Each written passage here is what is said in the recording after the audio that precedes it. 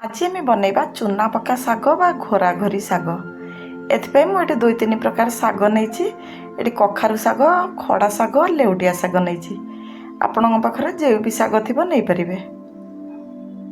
परिवार मुझे नहीं बैगण जह्नी कखारु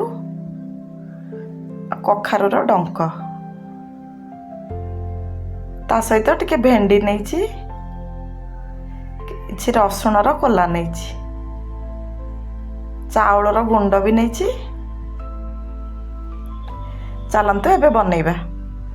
ଗ୍ୟାସରେ ଗୋଟେ କଡ଼େଇ ବସେଇବା, କାଟି ରଖିଥିବା ପରିବା ଦେଇଦେବା।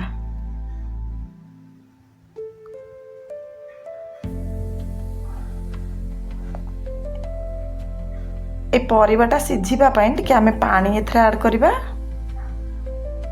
ୟାକୁ କଭର କରି ସିଝିବା ପାଇଁ ଛାଡ଼ିଦେବା।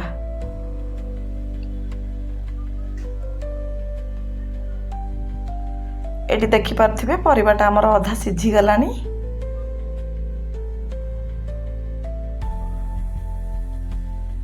ଏବେ ଆମେ ଭେଣ୍ଡି ଦେଇଦେବା,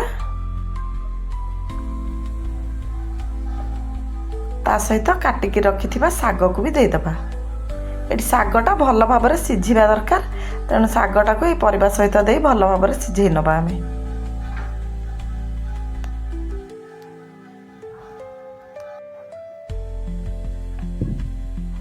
ଏବେ ଆମେ ସ୍ୱାଦ ଅନୁସାରେ ଲୁଣ ଦେଇଦେବା।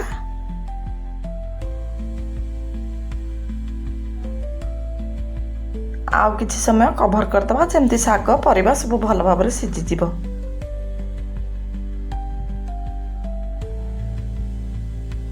ମଝିରେ ମଝିରେ ଟିକେ ଗୋଳେଇ ଦେଉଥିବା। ଏମିତି ଗୋଳେଇବା ଦ୍ୱାରା ଶାଗ ପରିବାଟା ଭଲ ଭାବରେ ମିଶିଯିବ।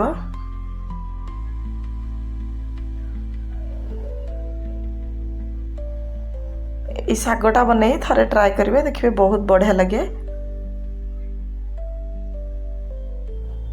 ଏବେ ଆମେ ଆଉ କିଛି ସମୟ ଆକୁ ଘୋଡ଼େଇ ନେବା।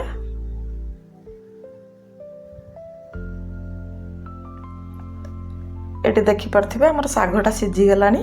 ଏମିତି ଆମେ ଖରିକାରେ ଟିକେ ଟିକେ ଦାବିଦେବା।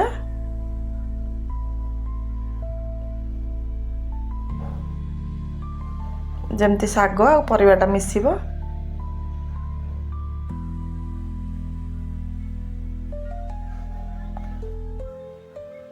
ଏଠି ମୁଁ 2 ଚାମଚ ଚାଉଳ ଗୁଣ୍ଡ ଦେଉଛି।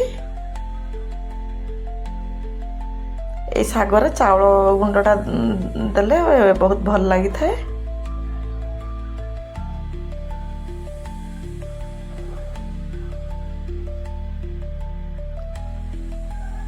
ଏବେ ଚାଉଳ ଗୁଣ୍ଡ ଶାଗ ସବୁକୁ ଭଲ ଭାବରେ ଏମିତି ମିଶେଇ ନେବା।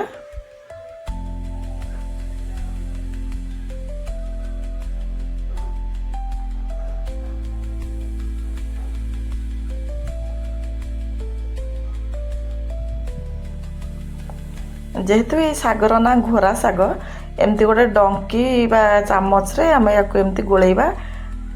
ଏମିତି ଗୋଳେଇ ଗାଳେଇ ଦେଲେ ଏଇଟା ଭଲ ଭାବରେ ମିଶିଯିବ। ଗାଁ ମାନଙ୍କର ତ ଡଙ୍କିରେ ଏଟାକୁ ଘୋରି ଦିଅନ୍ତି, ମୁଁ ଏଠି ଚାମଚରେ ଆକୁ ଏମିତି ଘୋରି ଦେଉଛି।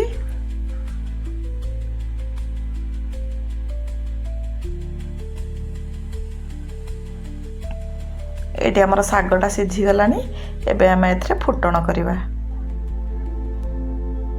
ଫୁଟଣ ପାଇଁ ଗ୍ୟାସରେ ଗୋଟେ କଡ଼େଇ ବସେଇ କିଛି ତେଲ ଦେଇଦେବା। ମୁଁ ଏଠି ତେଲରେ ସୋରିଷ ତେଲ ୟୁଜ୍ କରୁଛି। 2ଟା ଶୁଖିଲା ଲଙ୍କା ଛିଡ଼େଇକି ଦେଇଦେବା। କଞ୍ଚା ଲଙ୍କା 2ଟା ଛିଡ଼େଇକି ଦେଇଦେବା।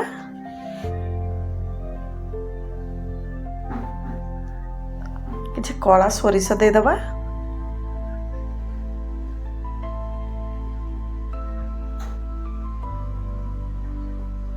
ଏବେ ଆମେ ଯେଉଁ ରସୁଣଟା ରଖିଥିଲେ ତାକୁ ଛେଚିକି ଦେଇଦେବା। এই ରସୁଣଟା এই ଶାଗରେ ବହୁତ ଭଲ ଟେଷ୍ଟ ଆଣିଥାଏ।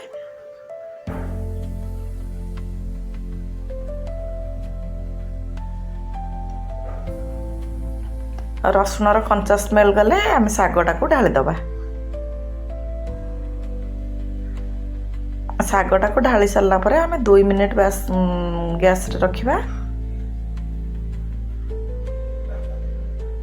ମୋ ରେସିପିଟି ଆପଣମାନଙ୍କୁ ଯଦି ଭଲ ଲାଗୁଥିବ ମୋ ଚ୍ୟାନେଲକୁ ଲାଇକ୍ ସେୟାର ସବସ୍କ୍ରାଇବ୍ କରିବେ। ପାଖରେ ଥିବା ବେଲ୍ ଆଇକନ୍ ପ୍ରେସ୍ କରିବେ, ଯାହାଦ୍ୱାରା ମୁଁ ଯାହା ବି ନୂଆ ନୂଆ ଭିଡ଼ିଓ ଅପଲୋଡ଼ କରିବି ସର୍ବପ୍ରଥମେ ଆପଣମାନଙ୍କ ପାଖରେ ପହଞ୍ଚିବ।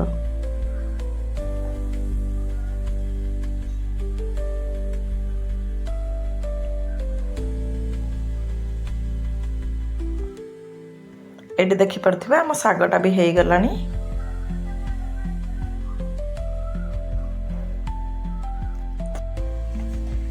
ଏବେ ଆକୁ ଗରମ ଭାତ ବା ପଖାଳ ଭାତ ଯେଉଁଥିରେ ବି ସର୍ଭ କରିବା ବହୁତ ଭଲ ଲାଗିବ। ଥରେ ଟ୍ରାଏ କରି ଦେଖନ୍ତୁ କେମିତି ଲାଗୁଛି, ମୋ ସହିତ ସେୟାର କରନ୍ତୁ। ରହୁଛି, ପୁଣି ଦେଖା ହେବ ଗୋଟେ ନୂଆ ରେସିପି।